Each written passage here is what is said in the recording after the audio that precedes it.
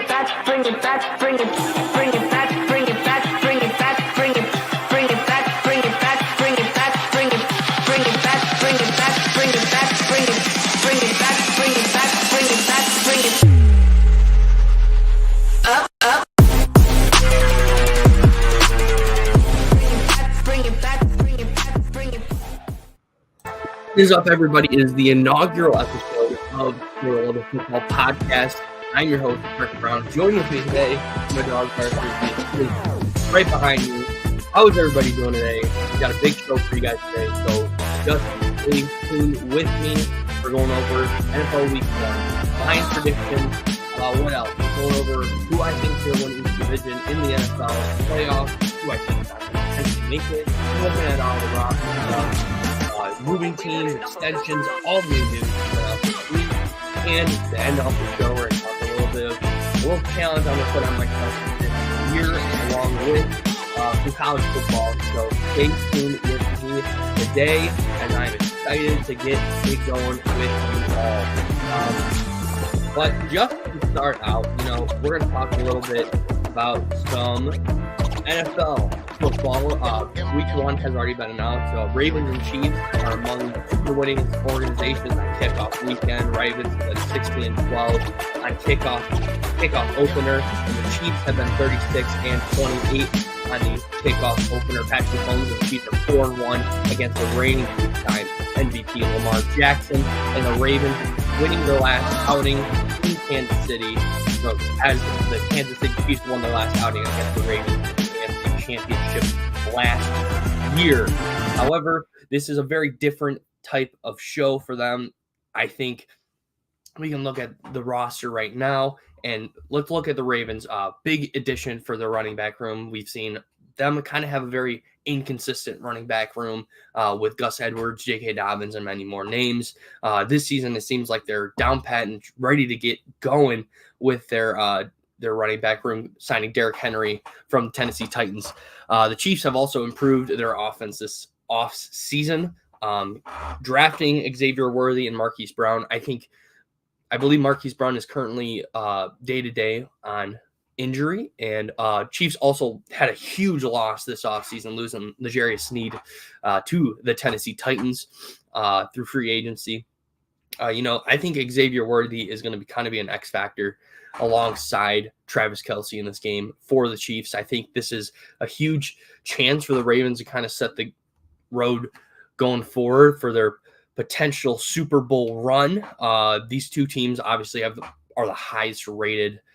Let's throw this down. But two of the highest rated or highest bet teams to win the AFC. The Ravens are at plus 490, and the Chiefs are at plus 370 to win the entire AFC. Behind them are the Bengals, Bills, and Texans.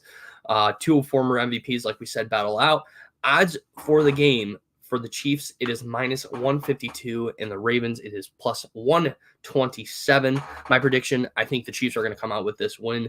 I think they're more of a complete roster on both sides of the ball than the Baltimore Ravens. I believe my prediction for the score is going to be 21-20.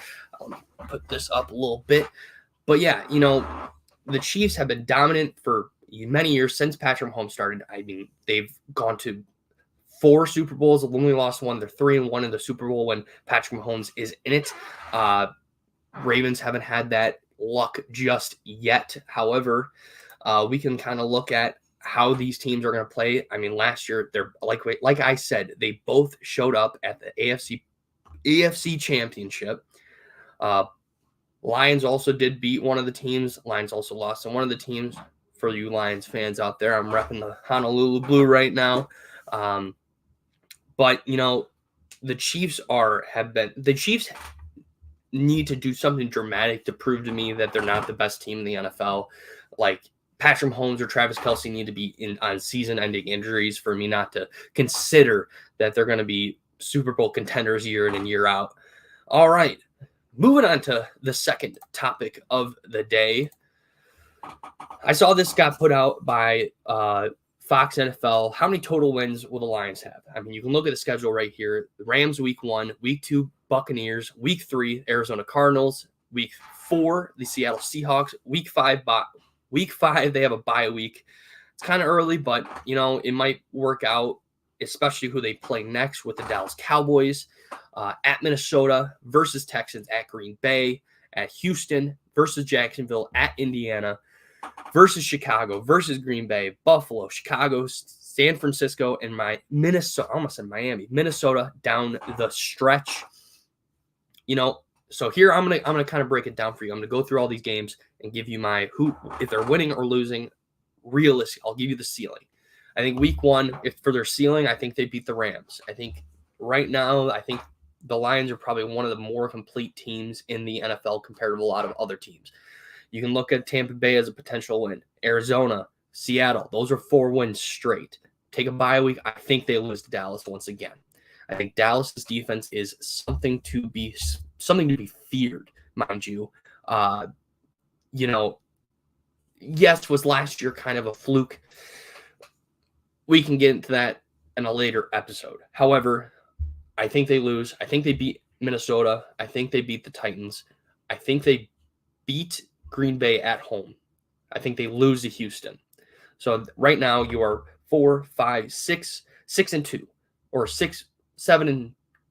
Correct. 7-2 going into the week against Jacksonville. I think they beat the Jags. I'm not scared of this team like I was last year. I mean, going into last year, I was like, this team, the Jacksonville Jaguars, are going to win the AFC South. They haven't improved. They haven't improved either on offense or defense. They've lost they lost Calvin Ridley to free agency to the Tennessee Titans. There's nothing really scaring me about that team. Unlike the Houston Texans, who are probably the best wide receiver core and offense in the league, written on paper, obviously. But then you can go down and see the Indianapolis Colts, potential first season with Anthony Richardson completely healthy. I'd like to see what a full season of Anthony Richardson would look like without injury.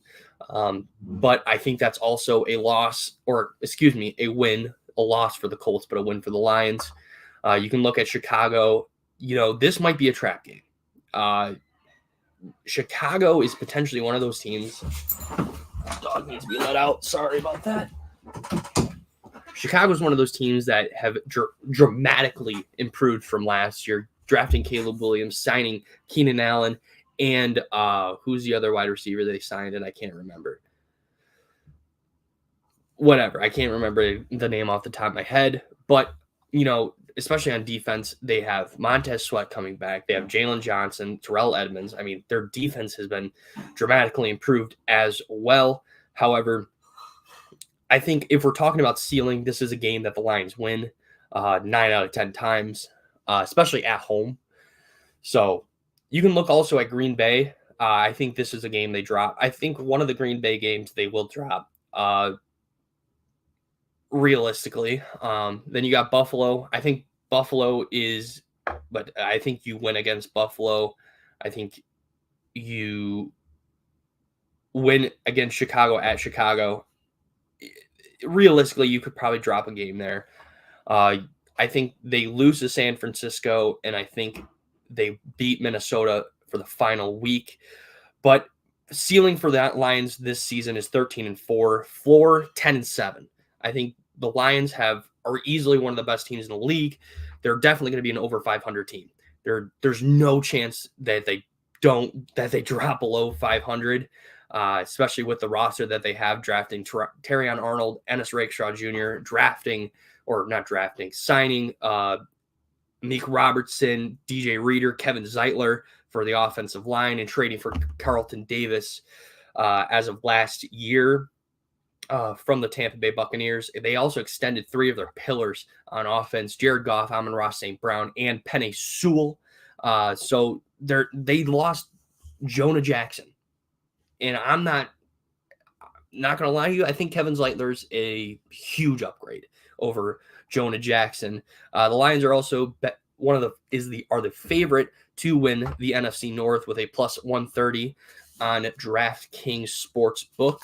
But Since the NFC Championship, obviously we talked about it. They've upgraded on the defensive side of the ball. I think the only team that is more complete than the Detroit Lions right now are the Chiefs and the 49ers and potentially the Rams. The Chiefs, obviously, you have three superstar players, Travis Kelce, Patrick Mahomes, and Chris Jones, to line out not just your offensive side of the ball, but your defensive side of the ball. And you got to talk about the 49ers. Probably their weakest position is their quarterback at Brock Purdy.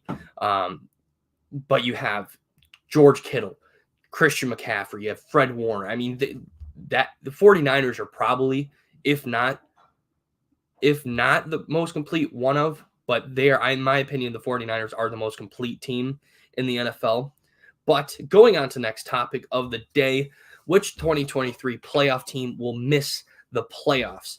2024 going into the 2024 season. Obviously, we got the Chiefs, Niners, Baltimore Ravens, Detroit Lions, Buffalo Bills, Tampa Bay Buccaneers, Green Bay, Houston, Cleveland, Philly, the Rams, Dallas, Miami, and Pittsburgh. I think right off the bat, you can talk about Pittsburgh being that team that does not make the playoffs.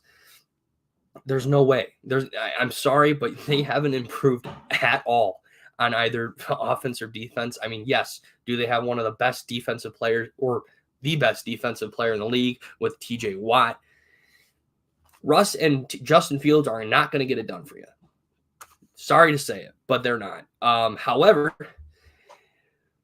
this might be a hot take. I think the Green Bay Packers are going to be the team. Also going to be another team that potentially is on that wire of not making the NFL playoffs next year. Why, you may ask? They didn't really do anything this offseason. They kind of just stayed put. They extended Jordan Love. They signed Josh Jacobs. Yes, Josh Jacobs is great, but he's not going to change an entire offense for you. This is just preseason. I might be completely wrong. But they drafted O-lineman Jordan Morgan from Arizona and for offense, and then they drafted Marshawn Lloyd out of USC. That's not gonna put him over though. It's not. I mean, especially if you're trying to compete realistically, the Green Bay Packers are competing against the Bears for second place in the NFC North, and right now the Bears are a more complete team than the Packers. Yes. Do they have Jordan Love? Jordan Love's great. He had a phenomenal season last year. Yes. Did they absolutely destroy the Dallas Cowboys? Yes. Whoop-de-doo. But Jordan Love he's had 1 year, every year beside that he stepped in for a late game role, he has looked like absolute garbage. So I have to see more. I have to see a repeat of last year from Jordan Love. I got something in the chat right here. You think the Lions got a chance to go all the way this year? Yeah, I think if you look at it, the Lions are probably, I think they're top 3 in as a favorite in the NFL to win the Super Bowl or even just make it. I think with how much Brad Holmes has done over I'm going to take this off, but over the years that Brad Holmes and Dan Campbell have been a part of the Lions, it's becoming a completely different organization from head to toe. You obviously got to talk about ownership with Sheila Ford, Hamp. I think really they're going to be competing with the 49ers and Rams to make the Super Bowl this year. Outside of that, I think it's really anybody's game. I think my prediction for the Super Bowl, if we really want to talk about it this early, I think it's probably going to be. I'd like to see the Lions, but I gotta wait till week 1. But it seems like it looks favored for the Baltimore Ravens and the San Francisco 49ers. Things can change. Obviously, the 49ers could have a complete downer of a season and lose everybody like they did a couple years ago when the Rams won it. But yeah, I think the Lions have an absolute great chance to win the Super, or not even just win the Super Bowl, make it. But going back to this, another team I probably could say that won't make the playoffs next year might be the Buffalo Bills. It might. It very well might be. And to say that, I mean, you lose Stephon Diggs, who last year was really bad down the stretch. but you also do get a new great wide receiver in Keon Coleman. I need to see how that connection between Keon Coleman and Josh Allen really does this year. There's the chance that Keon Coleman is an absolute all pro his first year. I think coming out of the draft, I think he's the best wide receiver outside of Marvin Harrison Jr. I don't think Malik Neighbors is going to do much for the Giants. Especially not when you have Daniel Jones as quarterback. But I just need to see how the Buffalo Bills do next year. That's really it. A team that I do think is going to replace one of the NFC teams is going to be the Atlanta Falcons. I think you can bet money right now that the Atlanta Falcons will be in the 2024 NFL playoffs next year with Kirk Cousins helming the team. You can definitely – I can see the future. I can see it. I mean, you can tell that Drake London's going to probably have a career year. Kyle Pitts is probably going to have the best year of his so far career. I don't know why you wouldn't want – I don't know how they wouldn't be able to make it into the 2024 playoffs. It seems like it's a given at this point, especially with how weak the NFC South is. When you have the Saints and Panthers who don't seem like they have anything together right now. But, those are really the teams I'm really looking at to not maybe not make it. It really are the Green Bay Packers and the Pittsburgh Steelers. The Pittsburgh Steelers are not going to make it. The Ravens and the Bengals are going to make it out of that division. And we'll talk about that a little later in the show. But I am going to talk about something. So I mentioned this early in the show. We're going to mention it now. Hot pepper picks. You probably see it. I actually don't think I have it in the title at all.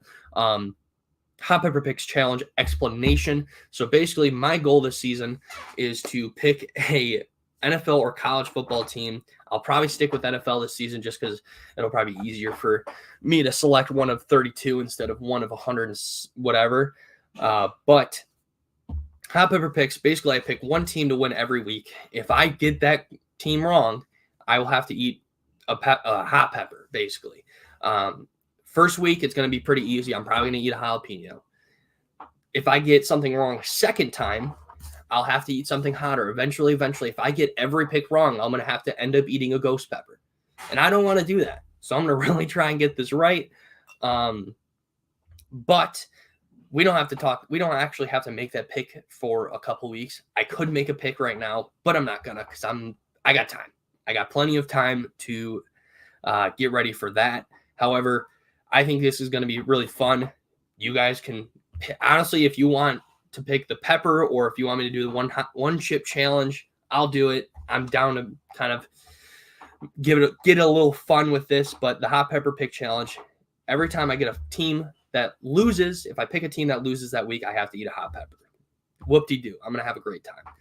All right, next topic of the day, division prediction. I don't have a graphic for this one, but can run down. We're going to go down the AFC and NFC. We're going to start off with the NFC North. The Lions are winning this division. It is their division to lose. I think the gap between the Lions and the Bears or the Packers it's like a Grand Canyon. I mean, there's a huge gap between them. I see a lot of professionals jumping on the Green Bay bandwagon, saying that Jordan Love's going to win MVP, blah, blah, blah. I mean, whatever. I think that like I said earlier, I need to see a consistent season out of Jordan Love. He had a slow start, really slow start last season, but I see Mike Greenberg earlier this season. He talked about how he said that the Lions' window to win a championship is already shut. What? I mean, that's coming from a professional in the industry. I mean, you saying that the Lions have lost their window after a year? Like, are you kidding me? Most teams that are on a championship run take 5-6 years until their actual window closed. Look at the Buffalo Bills. Their window's closed. I mean, their window is closed. They have lost so much talent on both offense and defense to where who do they got?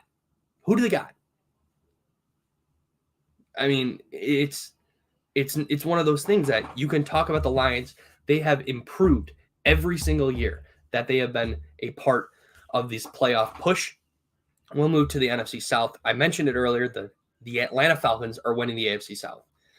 Tampa Bay might come in and sneak in, but the Atlanta Falcons are the most complete team in that division. You have a potential superstar at wide receiver in Drake London. According to draft analytics a couple of years ago, Kyle Pitts was a generational tight end. Haven't seen it from him because he's had terrible quarterback play. They really beefed up. Obviously, they got Kirk Cousins. Obviously, Kirk Cousins doesn't really do great in the bright lights, which statistically his stats say something different. However, his record say that he doesn't do well. But statistically, with passing yards and all that, he does very well under the primetime lights. Defense, they've really beefed up. Justin Simmons, Matt Judon, and Jesse Bates. Jesse Bates came through last year, but getting Justin Simmons in free agency, trading for Matthew Judon from the Patriots, they're going to explode this year. This is probably going to be one of the best teams in the NFC. Like, realistically, I think they have a ceiling of. I think they'll win at most 12 games this season. At most, I don't think they're going to get that 13, 14 game win. But 12 games, I think they're floor. I think they're going to go 9-8. I think that they could absolutely shit the bed this season. It's true. They could. Moving to the NFC East, this might be a hot take. I think the Commanders are walking away with this division. Personally, I could be completely wrong. Jaden Daniels is the real deal, ladies and gentlemen. He's probably going to become the best quarterback in the NFC East. When it comes to raw talent, he's better than Jalen Hurts. He's better than Dak Prescott. He can throw the ball better. He can run. He runs like Lamar Jackson. The Commanders have a potential future version of Lamar Jackson. I believe he's the same age as Lamar, so I don't know why I said future. But Dan Quinn, coming from the Cowboys to the Commanders, huge upgrade at coach from going from Ron Rivera to this. I believe they got a lot of players from the Cowboys to jump ship and come to the Commanders, especially on the defensive side of the ball. I think Dan Quinn's going to really unlock a lot of the players that are on defense. We'll talk about some of the losses that they had this offseason a little later in the show, but I think the Commanders are winning it. I'm just going on a whim. Realistically, it could probably be the Cowboys or the Eagles. I mean, but if you look, I believe the past 10 to 15 years that there has not been a repeat champion in the NFC East. Last year, it was the Cowboys. Year before that, Eagles. 2020, it was the Commanders. I believe it has been bouncing back between the Cowboys and Eagles. However, I think it's the Commanders' year. I don't think they're going to go very far in the playoffs. I think it's their year. NFC West. I know I talked about the 49ers potentially being the most complete team in the NFC or in the whole league. The Los Angeles Rams are winning the division. They're going to have a healthy Cooper Kupp all year. They're going to have a healthy Puka Nacua, who broke out last year out of nowhere. Matthew Stafford's going to be all good. They lost Aaron Donald. Aaron Donald wasn't great for the past 2 years. He wasn't. Aaron Donald wasn't his prime self. He retires. The Los Angeles Rams have a first-round pick in so many years. They draft Jared Verse. It is Jared Verse's defense to completely dominate. Jared Verse, by the way, let me show you. Let me talk about stats. I had it written down. Hold on. Oh, there we go. Jared Verse last year at Florida State had 48 tackles, 17 for loss, 9 sacks, and 1 blocked field goal. And just saying, 9 sacks on an undefeated Florida State defense is absolutely nuts. 48 tackles, 17 for loss. I mean, this guy is an absolute monster. Jared Verse is a beast.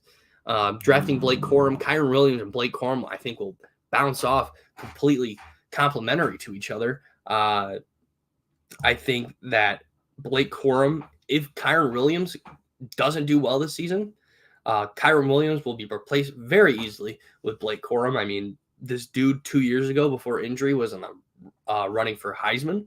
But Blake Corum's a phenomenal running back. I think the Rams are going to really show a lot of people who's boss in the NFC West. Obviously, Seattle Seahawks and the Arizona Cardinals are probably not going to do much. Just letting you know. All right, moving over to the AFC. The Baltimore Ravens are winning the AFC North. I think the only team that could potentially dethrone the Baltimore Ravens are Joe Burrow and the Cincinnati Bengals. Given that Joe Burrow last year was injured most of the season, came back for a couple of games, had I believe a wrist injury.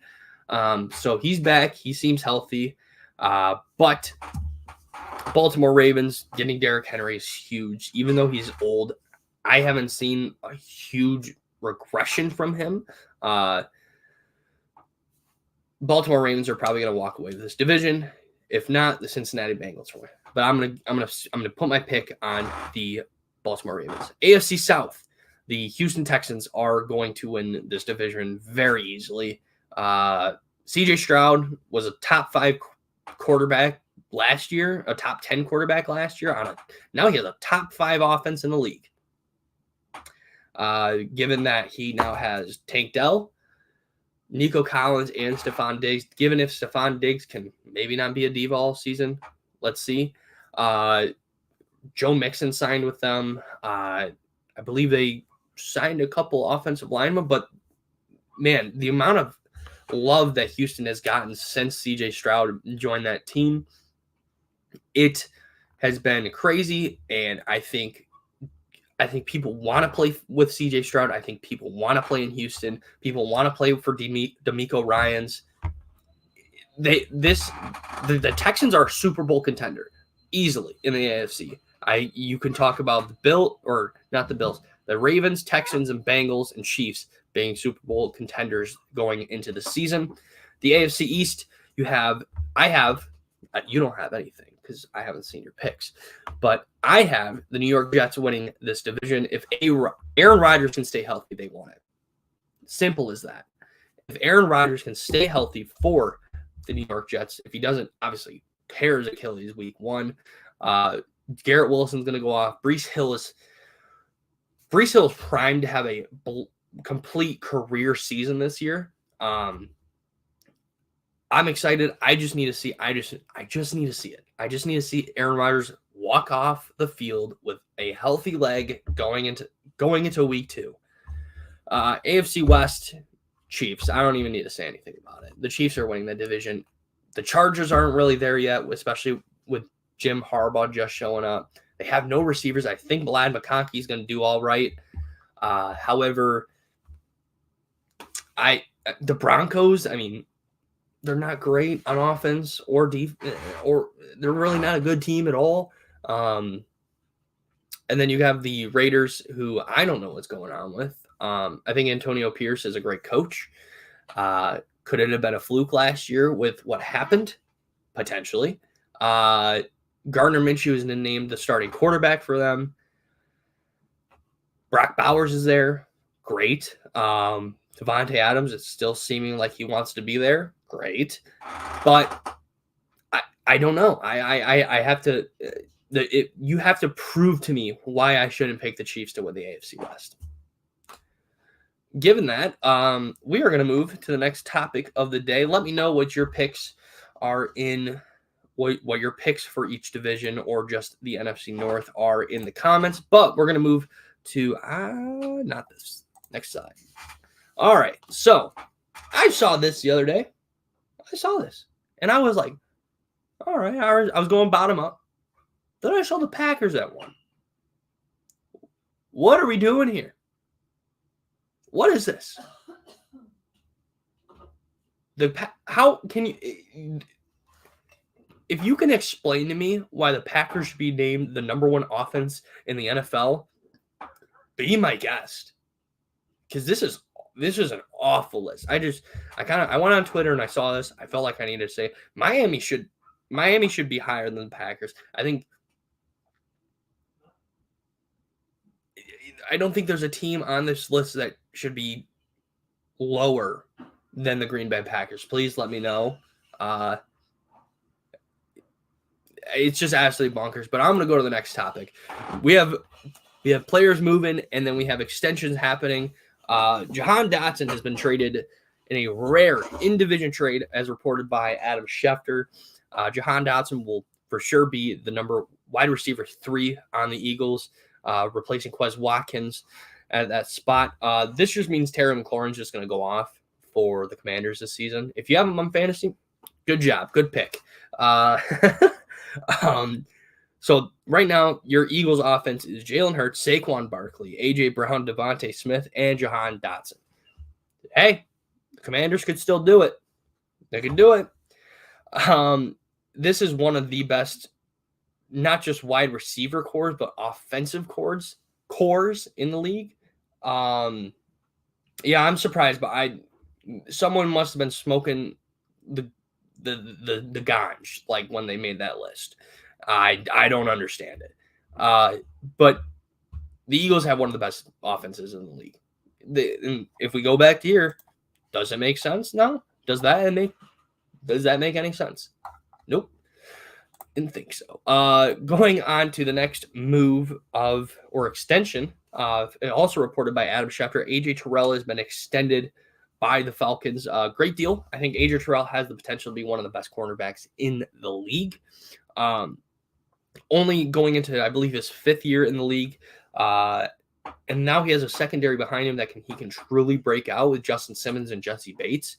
I believe Jeff Okudah, former Detroit Lion, is also there. I think he's going to be a Pro Bowler this year. And honestly, it's a very friendly contract. $81 million.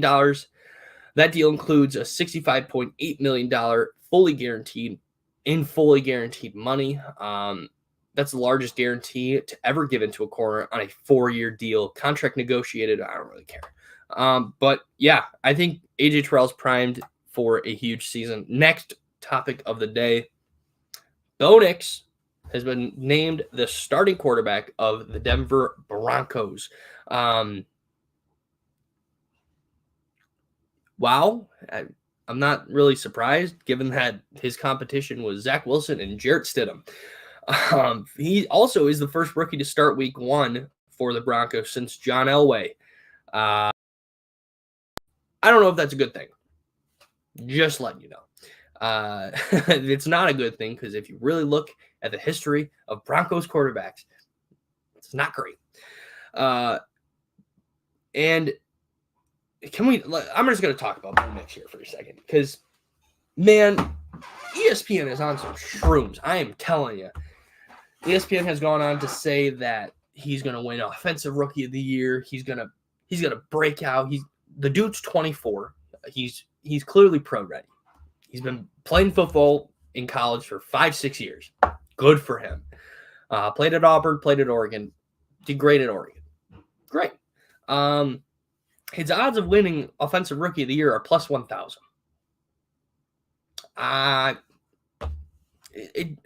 If you are a betting man, do not bet that. Don't. It's going to be either Caleb Williams or Jaden Daniels. It is. It's Jaden Daniels or Caleb Williams are walking away with Offensive Rookie of the Year. It's a given. I mean, I don't. Maybe Marvin Harrison Jr., maybe Keon Coleman. I don't see it. Bo Nix is 24 years old. He's 2 years older or younger than Lamar Jackson, who was drafted in 2018, mind you. A year younger than Jalen Hurts and older than C.J. Stroud, who was Offensive Rookie of the Year last year. Yes, he's pro ready, but man, I don't understand. I don't understand the hype around this guy. I don't. If you can give me an explanation why I should believe in Bo Nix right now, especially he has no one to throw to. He has no one to throw the ball to. Great, Cortland Sutton. Whoop-de-frickin-do.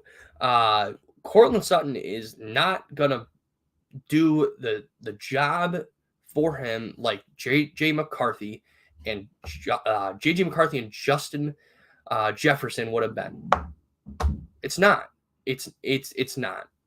Justin Jefferson and J.J. McCarthy would have won Offensive Rookie of the Year if he had stayed healthy. and obviously played a full season, but he has no weapons. Who's going to get the ball? No one, probably.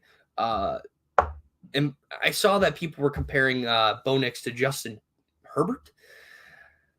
Justin Herbert and Keenan Allen, who has been a top 10 wide receiver in the NFL for years now.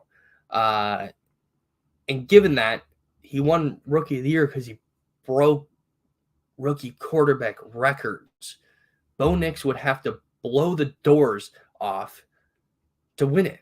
And there's no chance with the receiving core he has. There's not. Next topic. So we're going to talk about a little college football here. All right. So Florida State versus Georgia Tech tomorrow in Dublin, Ireland. I believe the first college football game to ever be played in Dublin, Ireland. Pat McAfee was over there today, getting absolutely hammered out of his mind on some Guinness in, I forgot what the bar, JD Mahomes.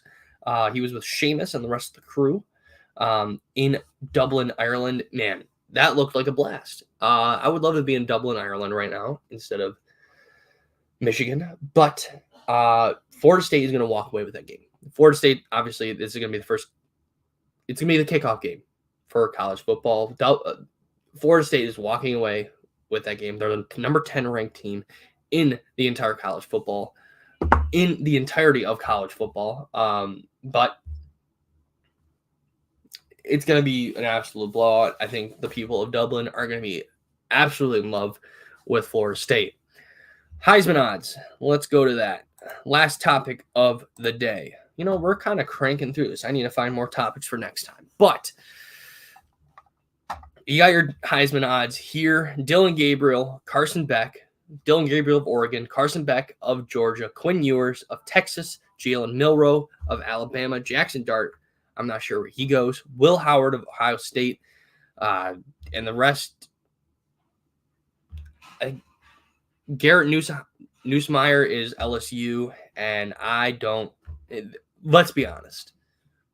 The top four are really all you should care about. In my opinion, Quinn Ewers and Jalen Milroe are either going to be the Heisman Trophy winner this offseason or this upcoming season.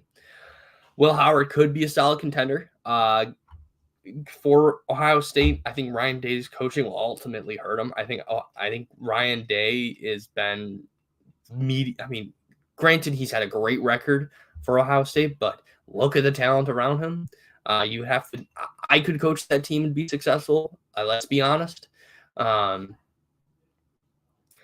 at what happened to Kyle McCord last year. If Will Howard does not perform an undefeated season, and if Ryan Day loses to Michigan for 4 years in a row now, Ryan Day is gone. Will Howard is transferring. There's so much pressure riding on the Ohio State Buckeyes this coming season that bro's going to get eaten alive. It's just not fair. This is not fair to put a person in this season. Dylan Gabriel is also a great quarterback. I think Dan Lanning is a phenomenal college football coach. They play tougher competition in the Big Ten now. But ultimately, it will either go to Quinn Ewers or Jalen Milroe based on the talent surrounding them on offense. Quinn Ewers and the Texas Longhorns have lost literally barely anybody on offense. Yes, do they not have Bijan Robinson like they did 2 years ago? No. And they lost Jonathan Brooks to the draft. He's on the Carolina Panthers. Quinn Ewers is undoubtedly one of the best college quarterbacks currently. You saw him on the thumbnail. Realistically, I think he's walking away with this. But that will be it for today. Thank you for watching. I know there's a small group of you today, but that is the show for today. Let me know what you guys, if you guys liked the show today. Let me more of this. I will be live every Friday here on Instagram, Twitch, and YouTube. So share this, like, and subscribe. Be sure to do all that. I'm on YouTube. It's under Parker Brown. You can probably find this right away. But given that, I will be back here next Friday to talk everything football for the love of football. So thank you for watching. Bring it back, bring it back, bring it back, bring it back, bring it back, bring it back, bring it back, bring it back, bring it back, bring it back, bring it back, bring it back, bring it back.